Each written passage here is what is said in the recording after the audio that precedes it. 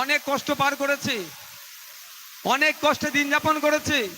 এখানে আমাদের ভাঙড়ের কথা বলছি, বিভিন্ন লোকসভায় বিভিন্ন বিধানসভার মানুষ এসেছেন। আজকে ভাঙড়ে নিয়ে আসার কারণটা একদম আপনাদেরকে একটা কারণ আছে। ভাঙড়কে এসে দেখুন, ভাঙড়ের মানুষের সাথে মিশুন। ভাঙড়ের মানুষ কত সহজ সরল শান্ত প্রিয়। আপনারা বিভিন্ন বিধানসভার মানুষ অন্তত একবার ভাঙড়ের সাথে মানুষের সাথে মিশে দেখে যান। আর একটা কথা বারবার বলছে না, যাদবপুর লোকসভাটা শুধুমাত্র ভাঙড়কে নিয়ে নয়।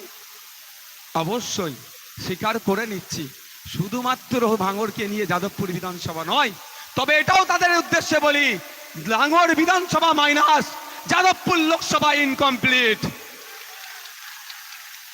যাদবপুর লোকসভা সম্পূর্ণ তখনই হবে যখন ভাঙড়কে এখানে ইনক্লুড করা হবে। এবং যেটা বলি, আপনাদের বিভিন্ন বিধানসভা থেকে এসেছেন, আপনাদের বলবো আপনারা দায়িত্ব নিয়ে আপনাদের বিধানসভাতে আইএসএফ এর পক্ষে ভোট করাবেন। আশা করছি সর্বোচ্চ দেবেন। তবে এটা মাথায় রাখবেন, মানুষকেও বোঝাবার সুবিধা হবে। বিভিন্ন জায়গায় প্লাস মাইনাস করতে করতে ভাঙড় এসে যার পাশে দাঁড়ায় সে পার্লামেন্টে চলে যায়। আর অলরেডি তো ভাঙড় খামচিহ্নের পাশে দাঁড়িয়ে গেছে। শুধু বাকি বিধানসভাগুলোর কাজ কি হবে? বেশি বেশি ভোট প্লাস করা। ভাঙড় 1,09,000 প্লাসে আছে। আমরা ভোট প্রার্থী দেওয়ার আগে পর্যন্ত মালেক ভাই যে কথা বলেছেন, বাস্তব কথা বলছি, আমরা বৃহত্তর স্বার্থে জোট চেয়েছিলাম।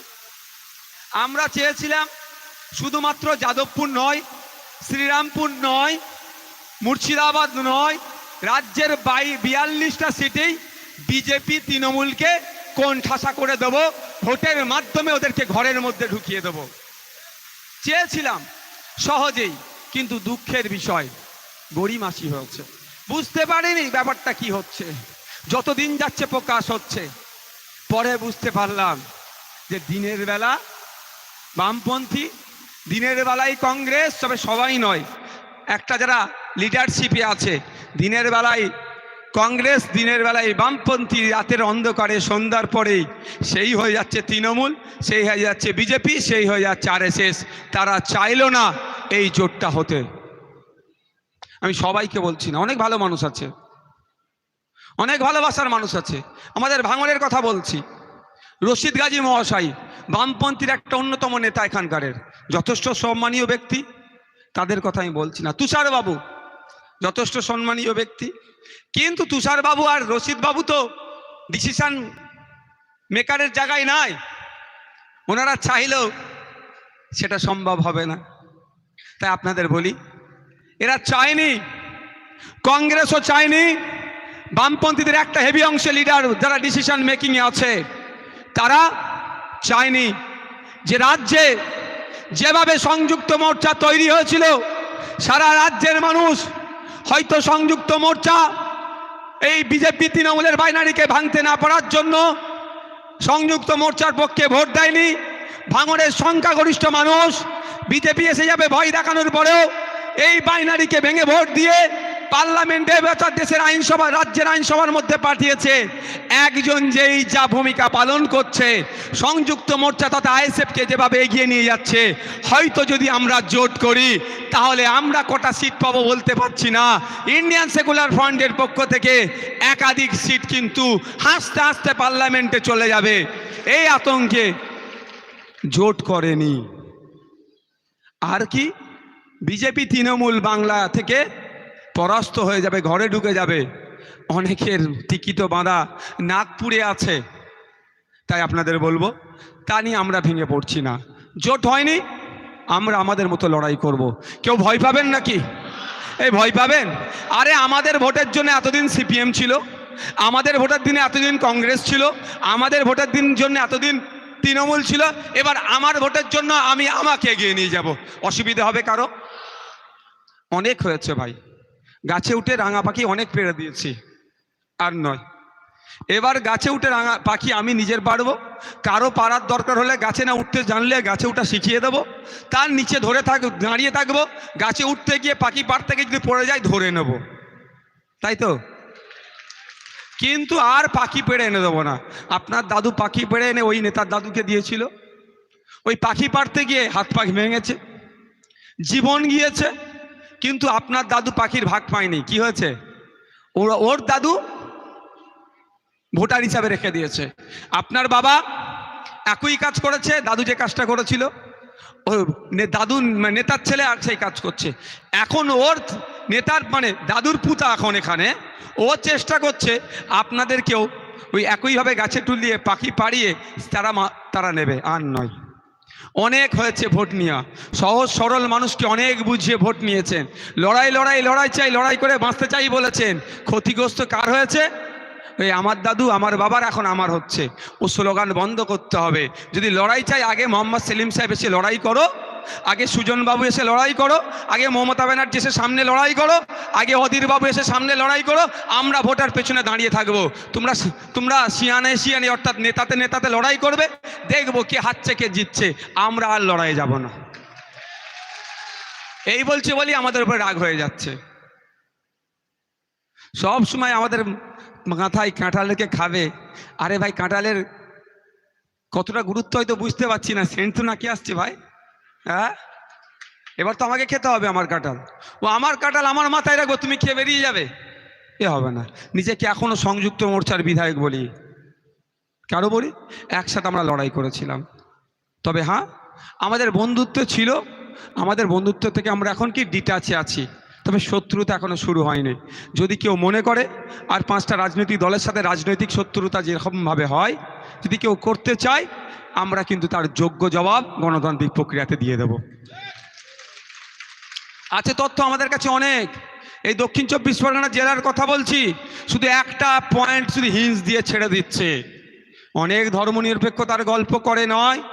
রেজ্জাক মোল্লা সাহেব যখন তিনি বামেদের সাথে যুক্ত ছিলেন, সিপিআইএম এর যখন করতেন, জেলা সভাপতি নেতার সাথে যে নাটক হয়েছে, যে ভোটাভুটি হওয়ার পরেও তাকে শুধু তার নাম রেজ্জাক মোল্লা থাকার জন্য জেলা সভাপতি দেওয়া হয়নি, সেসব ডেটা আমাদের কাছে কিন্তু রাখা আছে, মাথায় রাখবেন। সময় যদি আমরা পোল খুলতে শুরু করি, বিপদ হবে। বিপদ মানে লোক ছিছি করবে। মালিক ভাই বললো না যে 2-4টে বাড়িয়ে ঘুরছে রাস্তায়, সেটাও আর ঘুরতে পারবে না। আমরা আবারও বলছি, বন্ধুত্ব ছিল, এখন আমরা ডিটাচে আছি। তারা তাদের মতো লড়াই করছে, আমরা আমাদের মতো লড়াই করব।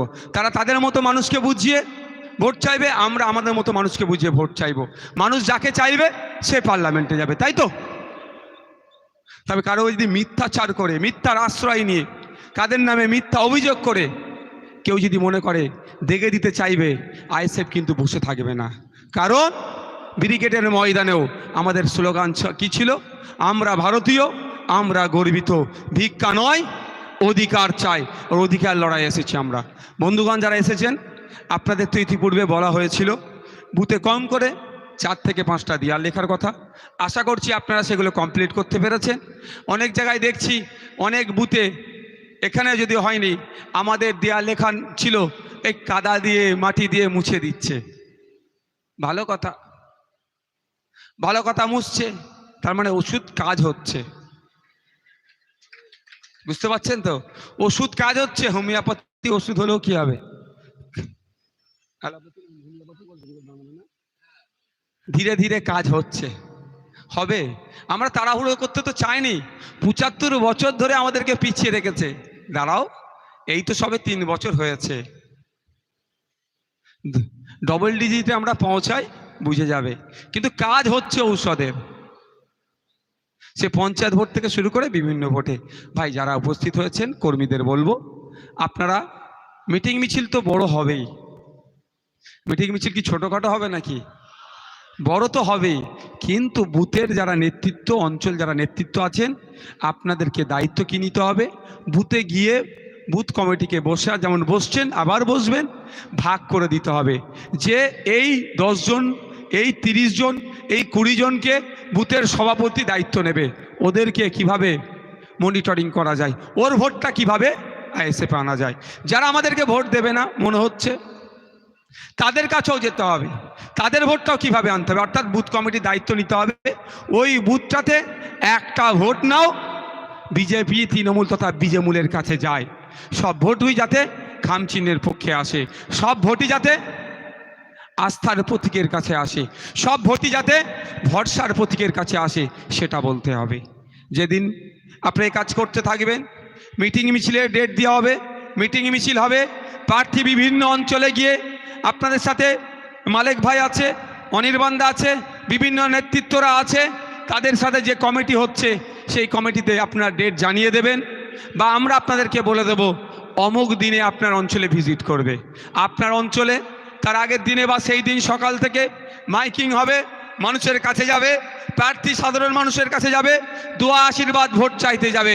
আপনারা সেগুলোকে নিয়ে মানুষের কাছে নেবেন, মানুষের কাছে দাঁড় করাবেন, মানুষ দেখবেন স্বতঃস্ফূর্তভাবে এগিয়ে আসবে আশীর্বাদ দোয়া করতে। আপনারা দেখেছেন, আমি এতে গিয়েছিলাম বালুরঘাট আর মুর্শিদাবাদে। জঙ্গিপুরে সত্যি কথা বলতে আমাদের সংগঠন খুব স্ট্রং নয় এই যাদবপুরের মতো, কিন্তু জঙ্গিপুরে অত ভোটার, অত ভালোবাসার মানুষ আমাদের আছে, আমি না গেলে জানতে পারতাম না।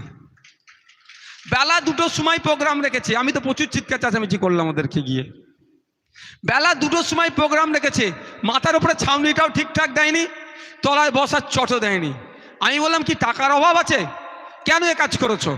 বলছে ভাইজান প্যান্ডেলওয়ালাকে বলছি, কে বলছে যদি চেয়ার দিই, ওপরে তৃণমূলের নেতারা বলেছে যাও তুমি এ দিতে পারবে না, কি বলে এটাকে, ছাউনি দিতে পারবে না, আর যদি ছাউনি দিই তলায় চট দিতে পারবে না, এরকমভাবে তৃণমূলের নেতারা আমাদেরকে হুমকি দিয়েছে। কি করব?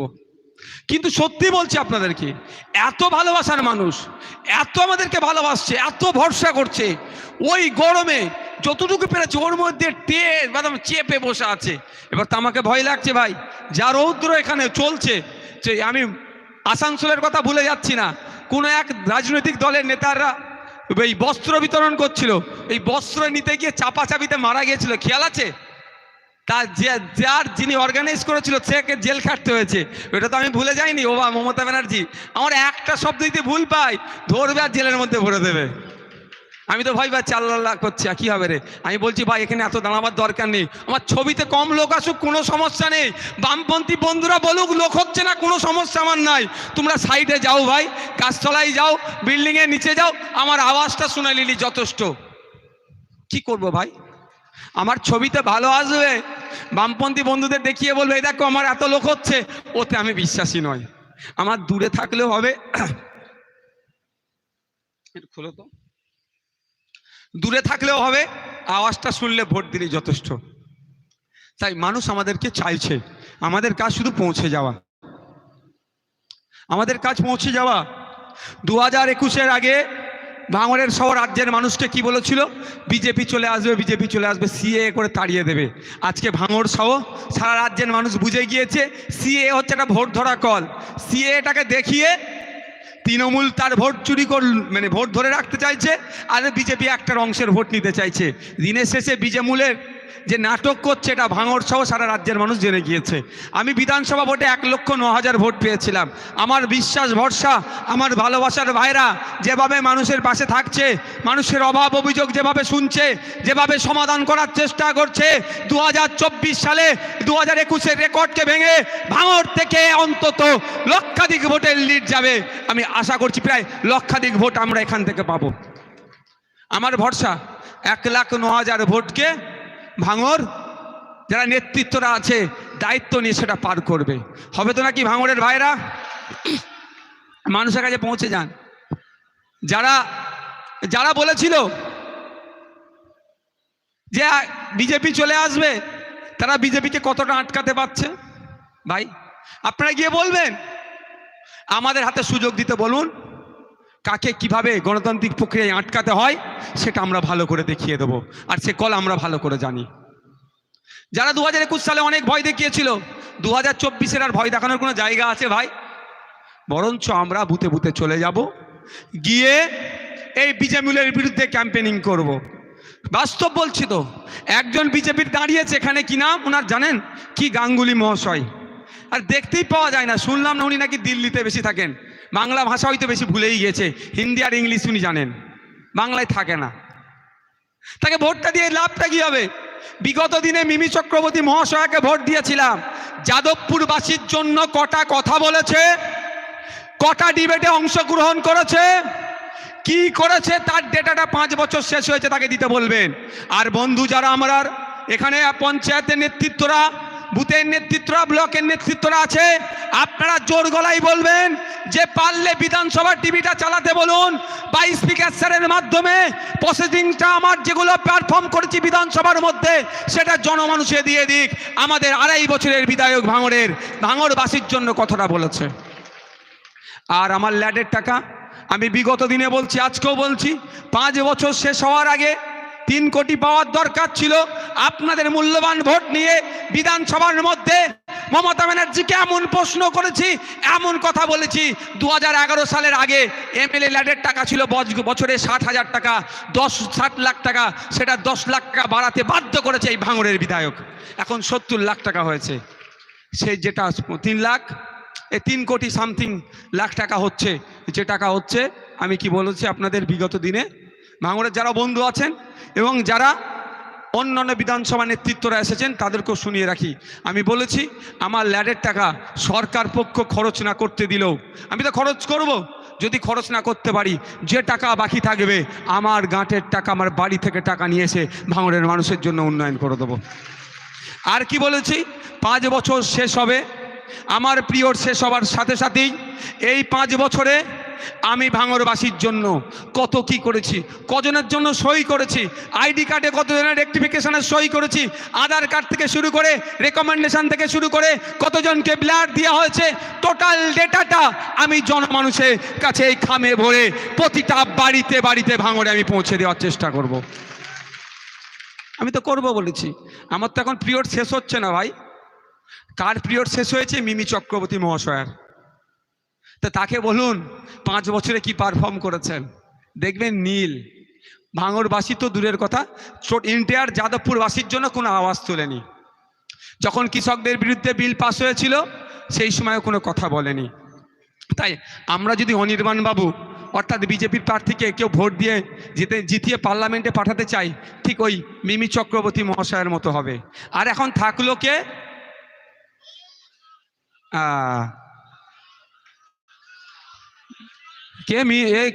কি নাম, সায়নী ঘোষ।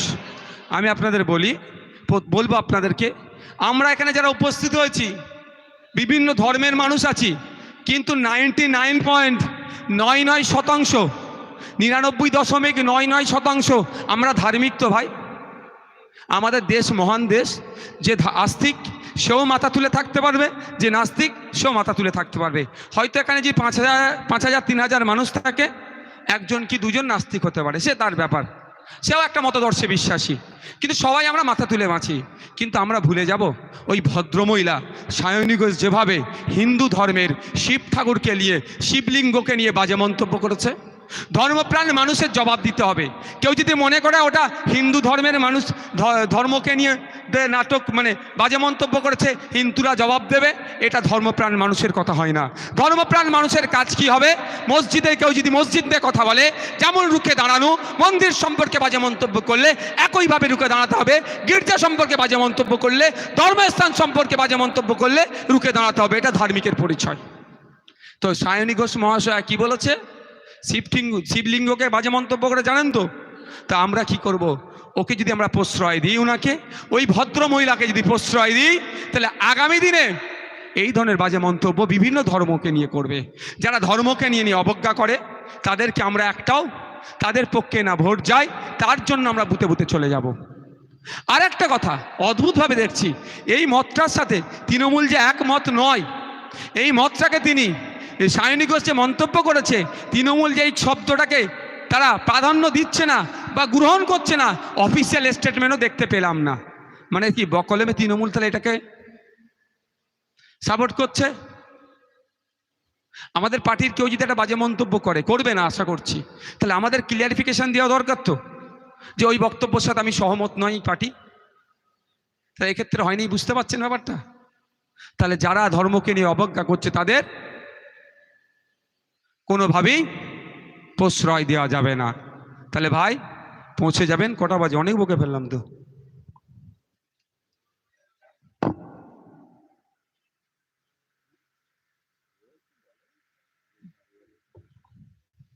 আর 5-7 মিনিট টাইম নেব, অসুবিধা হবে ভাই?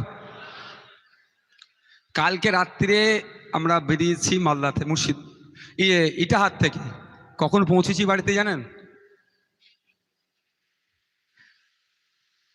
আমার কি বলে লোকেশনে দেখাচ্ছিল 6টা, এই 5:55। কটায় পৌঁছেছি বলবো না, কারণ আমার বড় ভাইজান ভিডিও দেখলে ওই দিদি দেখে বিপদ হয়ে যাবে। 5:55 টাইম দেখিয়েছে লোকেশনে, তার অবশ্য আগে পৌঁছেছি। তারপরে এখানে আসা, আমারও কষ্ট হচ্ছে, আপনাদেরও কষ্ট হচ্ছে, আপনারাও মেহনত করছেন। আমি চেয়ারম্যান, আমাকে একটু বেশি মেহনত করতে হবে। আপনারা বুথের নেতৃত্ব আমার থেকে একটু কম মেহনত করবেন। অঞ্চল নেতৃত্ব একটু বেশি তাকে করতে হবে। তাকে বেশি করতে হবে মানে কি, বুথের নেতাদের তাদেরকে একটু আওয়াজ শুনতে হবে, এটা করো সেটা করো, তুমি এটা করে দিচ্ছ না কেন, এটা শুনতে হবে অঞ্চল নেতৃত্বদেরকে। ব্লকের নেতৃত্ব আর একটু বেশি শুনতে হবে, অঞ্চল নেতাদের কথাগুলো শুনতে হবে। জেলাকে তো আরও ব্রেন খারাপ হয়ে যাবে, আর আমাদেরকে আর একটু বেশি।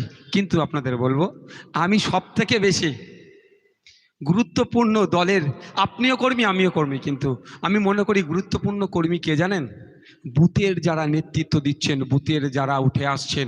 কারণ বুথ হচ্ছে, বুথকে যদি আমরা চাগাতে পারি, বুথকে যদি আমরা জেতাতে পারি, তাহলে আমরা ব্লকও জিতব। বুথেই সব থেকে সমস্যা। আপনি ব্যানার বানতে যাচ্ছেন, আপনার উপরে হামলা হচ্ছে। বুথে আপনি দেয়াল লিখতে যাচ্ছেন, আপনার দেয়াল মুছে দিচ্ছে। আপনি বুথে বুঝাতে যাচ্ছেন, আপনার মিথ্যা কেস দিচ্ছে। সব বুথে সমস্যা। আমাদের কত ছেলেকে জেল খাটিয়েছে। উসমান ভাই আছেন, জাহাঙ্গীর ভাই আছেন, ওইদুল ভাই আছেন, আসমা ভাবি আছেন, মালিক ভাই আছেন। আমার ভাঙড়ের আমার মনে হয় নেতাদের 70% জেল খেটে নিয়েছে, তাই তো? তবে একটা জিনিস ভালো হয়েছে, কি বলুন তো? হ্যাঁ, আমরা জেলের ভয় আর খাই না। আচ্ছা, ভাঙড়ের যারা জেল খেটেছে একটু হাত তুলুন তো। এই হাত তুলো, জাহাঙ্গীর ভাই। ভাবতে লজ্জায় অনেকজন তুলছে, আরে জেল খাটা আসেনি, চুরি দেয় নাকি? আচ্ছা না বাবা, লজ্জায় তুলছে না। আরে ওরা চাকরি চুরি করে জেলে গিয়েছে, আমরা চাকরি বাঁচানোর জন্য, চুরি বাঁচানোর জন্য জেল খেটেছি। আমরা গর্বিত। দেখতে পাচ্ছে না আইনের চড় কেমন খেয়েছে? আবার মমতা ব্যানার্জি নাটক করছে, বলছে 10 লক্ষ চাকরি রেডি আছে। আরে 10 লক্ষ চাকরি 2021-এ চাকরি নির্বাচনের আগে বলেছিল ডবল ডবল চাকরি দেবো। 2024 চলছে, ডবল চাকরিতে দূরের কথা, চাকরি ছুট হচ্ছে। তবে একটা কথা ভাই, এই চাকরি যেটা আপনার, এটা এই প্রসঙ্গে বলে নিই, যে প্রায় 26,000 চাকরি বাতিল হচ্ছে, জানেন তো? কিন্তু সবাই কিন্তু চুরি করে চাকরি পায়নি, অনেকের মেধার ভিত্তিতে পেয়েছে। আমি অনুরোধ করব সকলকে নিয়ে আপনারা খিল্লি করবেন না। আপনারা সরকারকে প্রশ্ন তুলতে বলুন, গ্রামে গ্রামে পাড়াতে পাড়াতে যান, যে মা ভাবুন 26,000 পরিবার আজকে ধ্বংস হয়ে গেল। যে টাকা দিয়ে চাকরি নিয়েছে তারও পরিবার ধ্বংস হলো, কারণ ওই টাকাটা জমি জায়গা বিক্রি করে দিয়েছে। আর যার মেধার ভিত্তিতে তাকে আবার চান্স দেওয়া হবে বলেছে কোর্ট, কিন্তু সে তো আজকে সোশ্যালিসে তার যে সম্মান কিছুটা হলেও তো আঘাত লাগছে। সম্পূর্ণ দায়ভার রাজ্য সরকারের। এই চাকরি চোরেদের হাত থেকে রাজ্যকে বাঁচাতে হবে, এই চাকরি চোরেদের হাত থেকে বাংলাকে বাঁচাতে হবে। আর এই চাকরি চোরেদের সাথে যারা যোগ্য সাথ দিচ্ছে কেন্দ্রের বিজেপি সরকার, তাদেরকেও আমাদেরকে পরাস্ত করতে হবে। এটা মাথায় আসছে তো ভাই? তাই আমি অনুরোধ করব আপনাদেরকে, আপনারা যে যার সম্মান অবশ্যই আছে। আমাদের যেমন এখানে মহিলা সদস্যরা আছেন, এদিকে আছেন, দিদিরা আছেন, ভাইয়েরা আছেন।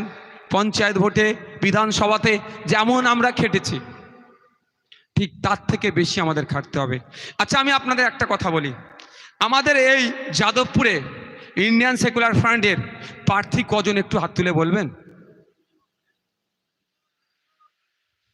ভুল হচ্ছে কিন্তু না, আমার মনের কথা আপনি বুঝতে পারলেন না। ইন্ডিয়ান সেকুলার ফ্রন্টে যাদবপুরের প্রার্থী নওশাদ সিদ্দিকী। এখনো আপনারা আমার কথা, মনের কথা বুঝতে পারলেন না। আপনি বলুন, ইন্ডিয়ান সেকুলার ফ্রন্টের যাদবপুরের প্রার্থী আপনি, হাত তুলুন। কে কে আপনি প্রার্থী? কে কে প্রার্থী? হাত তুলুন। তুমি মালিক ভাই প্রার্থী নয়? একটু হাত তুলুন। ইন্ডিয়ান সেকুলার ফ্রন্টের যাদবপুরের প্রার্থী কারা? আমরা। তাহলে আমরা আমাদের জেতার জন্য সর্বোচ্চ চেষ্টা করব তো নাকি? গণতান্ত্রিক প্রক্রিয়াতে সর্বোচ্চ চেষ্টা করব। তবে একটা কথা বলে রাখি, পঞ্চায়েত নির্বাচনে অনেক হিংসা করেছে, এক বেটাকে জেলের ভাত খাওয়ানো হচ্ছে। এখন তারা গোষ্ঠীদ্বন্দ্বের নামে চালাচ্ছে কি আমার দেখার দরকার নাই। ফার্স্ট কিন্তু জেলের ভাত এই আইএসএফ তাকে খাইয়েছে। আইএসএফ এর মামলাতে তিনি অ্যারেস্ট হয়েছে। ওই মামলা কিন্তু অনেকজনের নামেও আছে, বুঝতে পারছেন না? হ্যাঁ, শুধু আরাবুল সাহেবের নামে নাই, অনেকজনের নামে আছে। কদিন আগে দেখলাম একটা বেনামে পোস্টার পড়েছে, আমাকে মিডিয়ার বন্ধুরা জিজ্ঞাসা করছিল এটা নাকি আইএসএফ যুক্ত আছে। আমি বললাম আইএসএফ ওই তো রাতের অন্ধকারে বেনামে কাজ করবে না, প্রকাশ্য আমি বলছি, রেকর্ড করুন, আরাবুল ইসলাম যে মামলায় জেল খাটছে শওকত মোল্লাকে ওই মামলায় অ্যারেস্ট করতে হবে। এখনো বলছি তো, হ্যাঁ আমরা রাতের অন্ধকারে পোস্টার মারবো?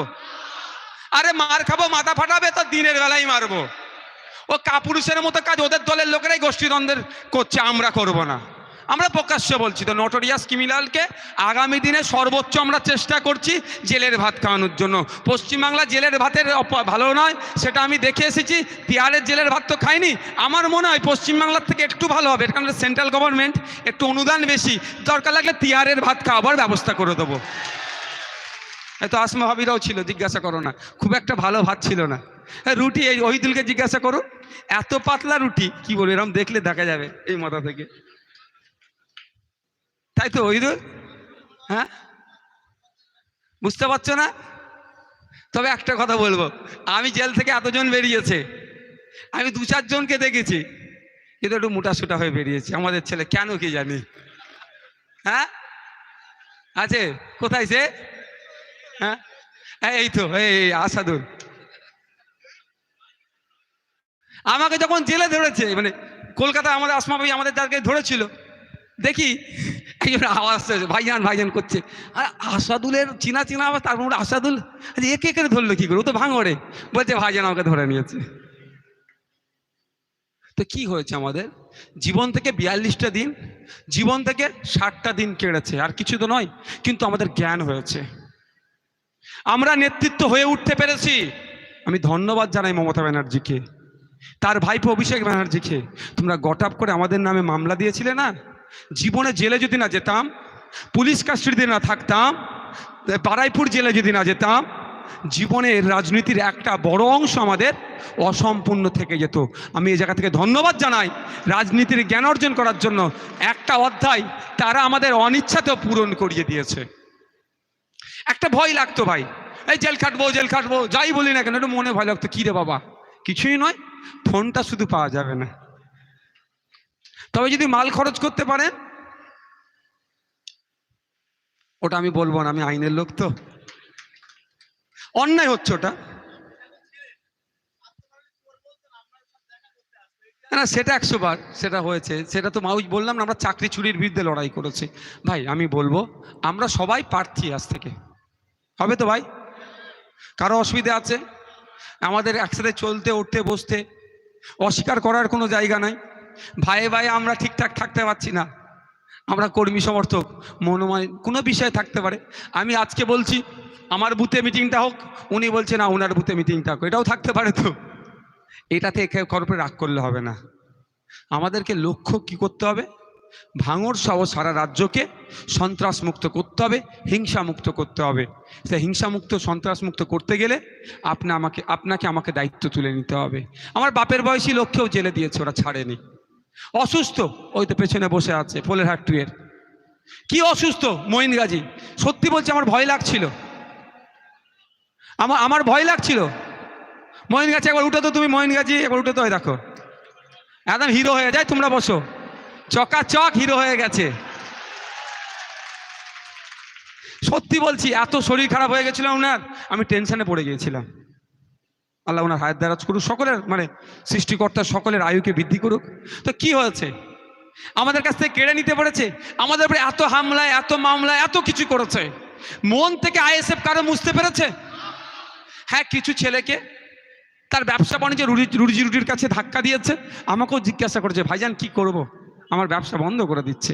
আমরা ভাই ওই নোংরা রাজনীতি করিনি তো, ওই লড়াই চাই, লড়াই করে বাঁচতে চাই, লড়াই করে মরবে ভূতের লোক আর নেতা বেঁচে থাকবে, ওটা চাইনি। বলছি যা তুই যা, আমি শুধু বলি ভোটটা দিবি তোরে, হ্যাঁ ভাইজান ওটা বলতে লাগবে যে এখন শওকত সাহেবের হাত ধরছে, কেউ আরাবুল সাহেবের হাত ধরেছিল, কিন্তু ভোট তো আমারই আছে, সেই যেগুলো বাকি আছে সেগুলো আপনাদের কাছে পৌঁছাতে হবে। দলুয়াখাকি থেকে শুরু করে, যাদবপুর থেকে শুরু করে, টালিগঞ্জ থেকে আপনার বারাইপুর পূর্ব পশ্চিম, সোনারপুর উত্তর দক্ষিণ, সর্বোপরি ভাঙড়েও, ভাঙড়ের সেই 6 লেন থেকে শুরু করে একদম কোথায়, পোলেরহাটের ওই মাতারা নাম বলো না গো, মাছিভাঙা থেকে শুরু করে ওই শেষ পর্যন্ত একদম ওই পীর পাগলা পীর পর্যন্ত আমাদের সবটাই আমরা কি করব, আমাদের ভোট তো সব, সেটাকে গুছিয়ে আমাদের খামের মধ্যে দেব। আপনাদের বলি, আপনারা এখন থেকে লেগে যাবে, যখন আমাদের সিম্বল অ্যালটমেন্ট হবে, সিম্বল আমরা কত নম্বরে পাবো এটা ভালো করে বুঝবেন। আমিরুল্লাহ জানে কিছু কিছু তৃণমূলী বন্ধুদের ফিট করে পঞ্চায়েত বিধানসভাতে আমার বিরুদ্ধে ক্যাম্পেইন করিয়েছিল যে 1 নম্বর না 2 নম্বর সুইচটা টিপে মেশিনটা অন করবেন, তারপরে ভাইজানের খাম চিহ্ন দেবে। এটা আর হতে দেওয়া যাবে না। আমি ভেবেছিলাম 86,000 ভোট কিভাবে তৃণমূল পেল, পরে জানছি ভাইজান এই করেছে সব। আবার কিছু লোকের মাথায় নাকি কোরআন শরীফ তুলে দিয়েছিল, ধর্মগ্রন্থ তুলে দিয়েছিল, ওগুলো হতে দেওয়া যাবে না। কোনো অন্যায় হলে সাথে সাথে আমাদেরকে জানাবেন, আমরা সাথে সাথে ইসিআইকে জানাবো।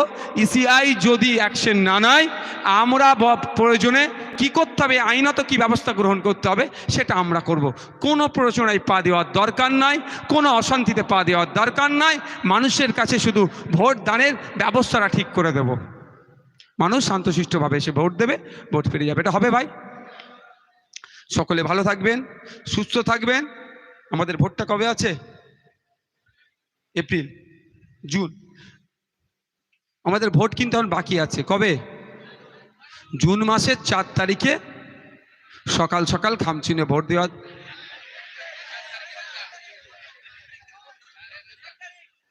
জুন মাসের 1 তারিখে ভোট তো ভাই। 1 জুন আমরা ভোটটা করাবো আমাদের পক্ষে। 4 তারিখে আমরা যাদবপুর লোকসভাতে মানুষের ভোট নিয়ে আমাদের দলের আবির আমরা মাগব। তবে একটা কথা বলে রাখি, সে যেই হোক না কেন, আজকের পর থেকে বলছি, আমি কিন্তু নেতৃত্বদেরকে ছাড়ব না। এই যেভাবে ডিজে নিয়ে অশ্লীলতা হয়, ভাঙড়ের সমস্ত লেভেলের নেতৃত্বরা আছেন, এখানে বিভিন্ন ব্লকের নেতৃত্বরা আছেন, আমি কিন্তু লোকাল নেতৃত্বদেরকে ছাড়ব না। যে ভাইজান ওরা করে ফেলেছে, ও দরকার নেই, আমাদের ও দরকার নেই। আমরা আইন প্রতিষ্ঠা করার জন্য আসছি, তো আইনের বহির্ভূত কাজ ডিজে বাজানো। তাহলে তৃণমূলের আমরা কি তফাৎ রইলাম ভাই? ডিজে আমরা বাজাবো না। আমরা কি করব? অবশ্যই একটু আবির মাগবো। মানুষ আমাদেরকে আশা করছে সুযোগ দেবে। আমরা বিজয় উৎসব কাকে বলে, বিজয় উৎসবের মাধ্যমে সামাজিক কি বার্তা দেওয়া যায়, আশা করছি 4 তারিখে রেজাল্ট পাওয়ার পরেই আমরা ঘোষণা করব এবং সারা রাজ্যের মানুষকে তাক লাগিয়ে দেব। কিন্তু এই রেজাল্টটা পেতে গেলে কার ভূমিকা লাগবে? আপনাদের ভূমিকা। আপনারা ছাড়া আমরা চ্যাম্পিয়ন অর্থাৎ 1 নম্বর থাকার রেজাল্টটা পাবো না। আপনারা যদি চান যে আমরা এখান থেকে যাদবপুর থেকে পার্লামেন্টে পাঠাবো, তাহলে আমরা জিততে পারবো। তবে একটা কথা, বামপন্থী বন্ধুরা সবাই বলছে আমরা জিতে যাচ্ছি, সবাই বলছে আমরা জিতে যাচ্ছি, ভালো কথা। আমাদের এখানে যেটা আছেন কয়েক হাজার মানুষ আছে, এটা যদি ট্রেনিং প্রাপ্ত 100 বছরের দল, 60 বছরের দল, 40 বছরের দল, 1998 সালের দল যদি হতো, এর 2 ডবল জায়গা নিয়ে চেয়ারগুলোকে কি করতো জানেন? একটার পরে 1 ফুট গ্যাপ রাখতো। ওদের ট্রেনিং দেওয়া আছে। আর আমরা যত পারবো ভাইজানের বুকের উপরে উঠতে হবে, কাছে আসি তা বলে